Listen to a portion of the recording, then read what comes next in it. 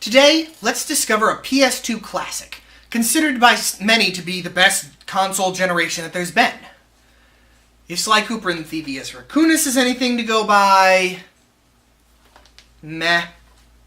Sly Cooper is a raccoon from the infamous Cooper line of master thieves. They have stolen their way through history, each member of the Cooper clan writing down their technique and ideas in their master work, the Thevius Raccoonus. But when Sly was only a child, a crime gang known as the Fiendish Five broke into the Cooper home, went Batman on his parents, and stole the ancient book. They ripped it up into pieces before going their separate ways. Why they didn't take the equally ancient and infamous Cooper cane, I'm not sure. But they took a book none of them could make use of just to prove some kind of point. So, video game villains! Poor Sly was left alone in the world and was sent to an orphanage where he became friends with Bentley the Turtle and Murray the Hippo. Murray is now his getaway driver and Bentley hacks the computers. They've built up a strong enough record of crime that they now feel ready to go after the Fiendish Five and reclaim the Cooper book. Now, I debated calling this game by its name in the European and Australian regions, Sly Raccoon. See, over there, Cooper means something very different. See, here in America, it just means somebody who makes barrels. But over there, tell you what, you go look up what it means, and then listen to the last paragraph again. If you're anything like me, you'll be immature and burst out into a fit of laughter. So, I reserve the right in this review to keep calling him Sly Cooper because, well, I'm immature, and I played the American version, so I reserve that right. The game opens with a tutorial that does well to show the main characters and platforming of this game, while still being action-packed enough to keep the game feeling engaging and fast-paced. Sly can notice thieving opportunities with his special thieving Cooper sense, which will appear as blue sparkles in the environment around him. The game's controls are deceptively simple. Square attacks, X jumps, circle interacts with objects, so no matter what the object is, pressing the circle will lock you onto it.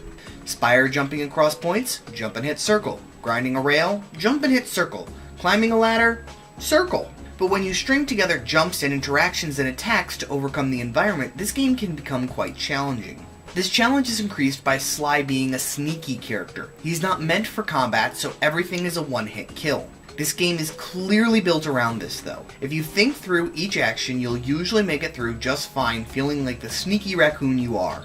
Every now and then, the game will have you screaming, "I hit the circle button!" But most of the time, if you fail to land the mistakes, it's on your end. The enemies as well are tough, but fair. Each has their own attack patterns that you need to watch for and dodge accordingly, but each also has clearly telegraphed openings for you to take them out safely. The first member of the Fiendish Five that Sly and his gang choose to go after is Sir Raleigh, an affluent frog who is bored with his luxurious lifestyle and discovered that he quite enjoyed piracy. Supposedly, his part for the team is his tinkering skills, but outside of a storm generator and a metal hat, nothing in his levels really has a machine theme to it. His levels are, of course, the easiest of the five, with the exception of one level. The game attempts to mix up the stealthy platforming gameplay with mini-game levels of various types. The further into the game you get, the less Sly platforming there is, and the more different mini-games there are instead. It's as if they were afraid that people would buy the game for Sly Cooper and stealth platforming, and then get bored with stealth platforming even in such a short game. It's kind of like the idea that I would buy a hamburger, and by the time I would almost be done eating it, I'd be upset that I didn't have fish in my sandwich, too. The most prevalent of the minigames is a hover car, or sub, or similar craft. You steer the craft with the left control stick and fire with the right. In this first instance, you have to shoot crabs to prevent them from stealing the treasure chests, which you then shoot the treasure chests to claim them. There's several large problems, though. First, anything can block your shot. So let's say a treasure chest spawns and a crab is about to grab it. You can try to shoot the crab and other crabs or chests will block the shots and you've lost. Or the other crabs and chests can block your path so you can't properly move around the small arena. The shooting using a right stick is not incredibly accurate as well. So in later levels, they'll throw far too many enemies at you as you desperately try to stop the enemy spawners while living, all on one-hit kills and slippery controls. The boss fight against Raleigh himself is also very frustrating. It's not immediately clear when or how to attack him, and he changes his entire attack pattern towards the end of the boss fight without warning. The only real way to defeat him is to have cheated and used a walkthrough, or through trial and error. Speaking of walkthroughs, each level of the game has a collection of bottles placed throughout it. If you can find every hidden bottle, then at the end of the level is a giant safe. Bentley will use the clues that you found to decipher the password and you can open said safe. The reward for opening it is an extra page from the Thevius Raccoonus, with special moves that can be extremely helpful in gameplay. The clues really are hidden though. I thought I'd combed every area of this first level, but I simply could not find these last two bottles. One walkthrough later, and it turns out they were inside of the derelict ship's mast, and I had to break it to find them. Also, as the levels go on, you have to put yourself more and more at risk to find or obtain the bottles. So this was the only safe that I unlocked for the entire game. I also did it at the very end of the game just to show you what it looked like, so you'll never see me use this awesome diving attack. This adds replayability to the levels as well as helps decide what kind of level of difficulty you want to face. You could just breeze through the levels and ignore the bottles like I did, or you can really challenge yourself to find them all. And with different moves and other rewards waiting inside, that effort will not go unrewarded. So once the Bullfrog Pirate is defeated, Sky learns the Spire Jump technique and moves on to take on Mugshot, a bulldog who grew up the runt of a litter, so he worked out and handled guns until no one could ever insult him again. See, that's what I love about this game. Everyone has a real story that's interesting. They don't drag out the exposition so long it gets boring or repetitive. It's just enough that you get a feeling for your foe. It helps give them a bit of humanity, and in some cases you actually feel bad for them. Mugshot became evil because he felt it was his only chance to be respected. Ms. Ruby was scorned and lonely as a child, trying to prove her own self-worth. The Panda King had his life's work ignored and laughed at because he was a peasant and rose up against the arrogance of the nobles. Their stories are as relatable as Sky's himself, they just didn't have the Murray and Bentley alongside them to help guide them along their path. I actually buy the emotions of their backstories of these characters more than I do the friendships with the main trio sometimes. It's just something about the way the characters are voice acted that Bentley just comes off angry and frustrated towards Sky most of the time. And Sky comes off as condescendingly tolerant towards Murray. But when the relationships are at their best, once again you can really feel them. There are a few more minigames in Mugshot's level, and once again they were all frustrating and dragged the gameplay down. They introduce a kart racer where Murray has to go around a track 3 times steering the getaway van using only the analog stick. These controls are slippery, the turn radius is insane, and to win you have to hug the inside of the turns as tightly as possible and use nitro, but to get the speed boost nitro you have to take the outside of the track a lot of the time. I only won through what I have to assume was a quirk of the programming. When you fire off a nitro burst, your car cancels out all other momentum but forwards, kicking you into that direction. So if you hold onto a nitro, you can wait until your car clears a corner and starts to fishtail, then tap nitro and instantly have completed a 90-degree turn or more in seconds. If that's how I was meant to beat it, that's sketchy design, but it worked, so I won't question it too much.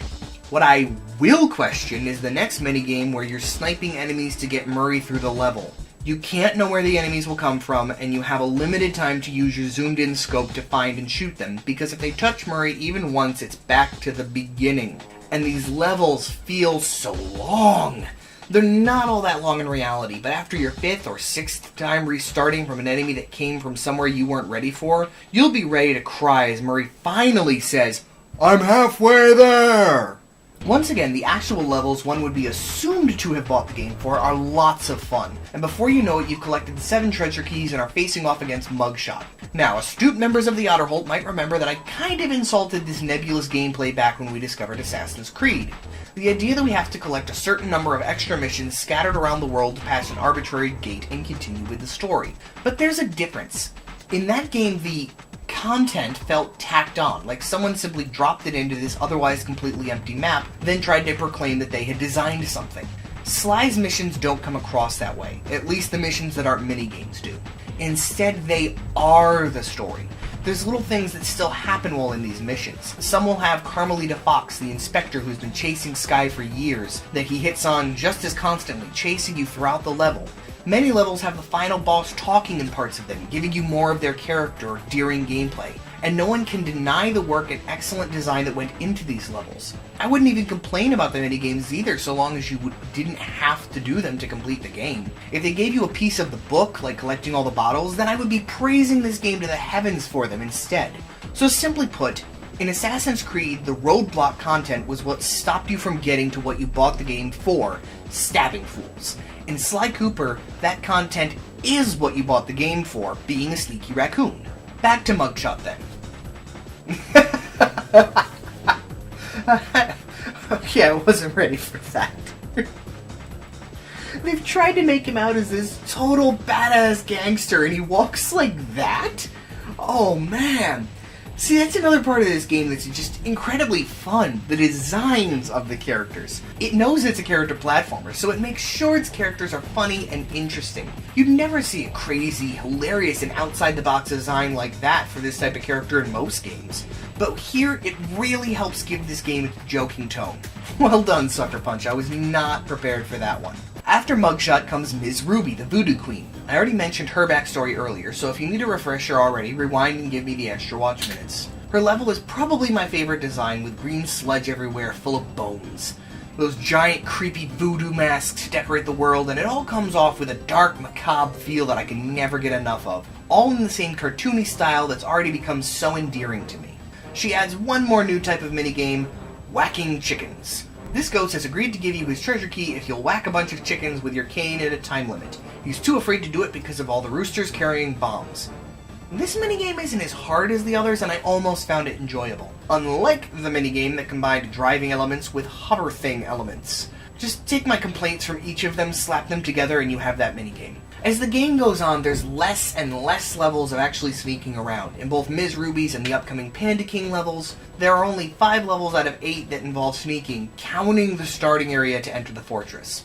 As I've said again and again, I got this game to be sneaky, not for minigames that have nothing to do with the game other than to add some variety. But oh, if you really want to be upset with variety, there's Ms. Ruby's boss battle to deal with. Instead of actually fighting you, you're placed on a moving platform and you automatically slowly advance towards her as you play a 5-minute long QuickTime event. That's all this is. Press the right buttons at exactly the right time or instantly die. And if you die, you'll have to go all the way back to the start. If you keep dying over and over, as you will, no matter how good you are at this kind of game, the game will take pity on you and give you lucky charms that give you 1 or 2 extra hits, but it's still not enough. I can hear some of you now thinking that I'm just bad at this. Not everyone will get hit. No, I meant it. You will get hit. Not only does the timing of how the buttons are supposed to be pressed as they're flying at you change constantly, but it's very unclear when you can and cannot press the button to dodge them. And if you pressed it too early, you missed your chance to press it again and dodge. If you wait until it's a bit closer to you to make sure you won't press it early, you waited too long and your dodge window has closed. You have to press the button and hope. That is to say nothing of speeds up and downs in the music that happen without any warning, and you're suddenly required to respond perfectly on your first try without ever having seen this pattern before. So if you think you can do it on the first try, good luck. You won't. The Panda King's level is more of the same sneaky gameplay, but I don't say that as if it's to say it's bad. If anything, it's the culmination of all the sneaking stages. Every skill you've learned up to this point will be tested, and this finally is a boss battle where the same mechanics that you've practiced in fighting enemies will come into play in the final fight. Just watch for the attack he's charging up, dodge accordingly, and hit him during his windows of vulnerability. It's like a normal foe, but taken to that next level you expect from a boss fight. But then, the final level against the Mechanical Owl Clockwork. This level takes the entire point of the game and throws it out the window. Out of the 8 parts to this level, 3 are platforming sections. 1 of those 3 is a stealth section. The other 2 are suddenly outrunning rising lava, a mechanic which is being introduced for the first time, and running across lava and dodging lightning attacks to finish off the final boss, which, on the time you'll get it right, will take you less than a minute. So what's in this area instead? Well, you enter the stage in an on-rails turret section. Because if there was anything that I bought a stealth action game for, it's an on-rails turret section. And the stage requires you to almost shoot perfectly if you want to get through the last gauntlets of mines and rocks alive. Lucky Charms won't do much good here. Then you get a driving section as you pick up computers to hack the door. It's easy, but why is it here? Finally, you have to do a stealth mission, which is over in less than 2 minutes. Up there, over there, back down through the corridor, and the section is over and replaced with the worst floating thing shooting section in the game. You ride around as Bentley shooting data and picking up cores, but when you shoot the cores to break them apart, it's very normal for it to jettison the broken pieces straight at your face faster than your vehicle can dodge. Even if you stay out of the way, the steering is so loose that it's impossible to not get hit. But if you lose enough, the sympathy lucky charms will get you through this section. So then you get another sniper section against enemies that blend into the background and take multiple shots to stop. Oh, and during one section, they will never stop spawning. Then you get to the aforementioned lava stage, which I don't actually mind after all those mini-games, but upon reaching the top you find a jetpack and begin one final boss fight. The final fight is flying around the screen to dodge bullets and other attacks while shooting the boss's weak points. This feels nothing like any other part of the game and is easily the worst fight. Yes, even worse than Ms. Ruby. But finally you take down Clockwork, grab the last piece of the Cooper book, and get ready to run. Carmelita confronts you, but gives you till the count of 10 to run away.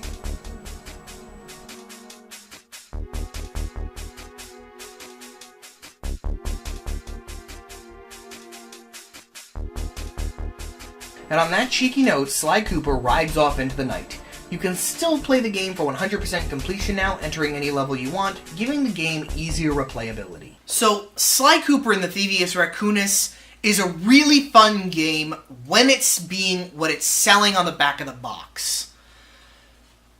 When it was released, a lot of critics panned it for being too short, but I feel like it's as long as it needed to be.